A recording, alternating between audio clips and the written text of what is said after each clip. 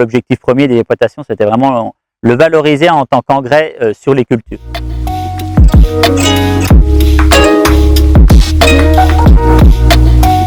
Bon, du coup, Henri Cavard, donc je suis responsable de site sur l'unité de méthanisation Agrimet à Bresse.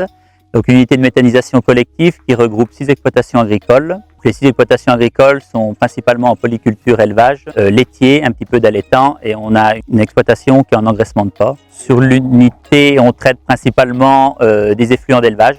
On a une surface d'épandage de 1400 hectares. Donc l'unité elle a commencé en 2021. L'objectif premier c'était de valoriser les effluents d'élevage en diminuant les odeurs et en amenant une diversification au niveau des fermes. On s'est vite aperçu que finalement la capacité de stockage en digestat liquide était insuffisante. Dès qu'on avait le droit de commencer de répandre dans les prés, on va dire autour du 15 janvier, il fallait absolument qu'on y aille parce que voilà, on était vite plein et on faisait ça dans de mauvaises conditions. On produit en permanence sur l'unité. On rentre à peu près 30 000 tonnes à l'année de matière à méthaniser et il ressort grosso modo 27 000 tonnes de digestat liquide. Donc on le stocke en premier lieu dans notre fosse à l'unité et ensuite quand ça arrive à peu près au mois d'octobre, quand les exploitations emmènent leurs lisiers, c'est à ce moment-là qu'on remplit les écobacs. On va principalement s'en servir sur la période de l'hiver. Après, en période de temps mort, on va transférer pour notre volume qu'on a pile poil besoin ici pour qu'ensuite lors de l'épandage, on n'ait pas besoin de ravitailler en permanence. On peut être autonome.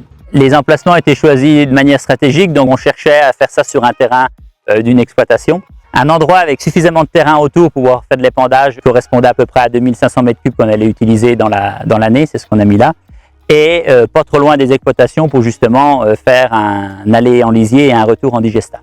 L'objectif premier des exploitations, c'était vraiment le valoriser en tant qu'engrais sur les cultures. Nous, on est sur un digestat séparé. Donc on a à peu près 6% de matière sèche dans notre digestat. Il y a une solution de brassage. Nous on est sur un système hydraulique. Il y a 4 buses qui diffusent dans chaque coin, qui nous permet, comme on a une motopompe, de faire de l'épandage 100 tonnes.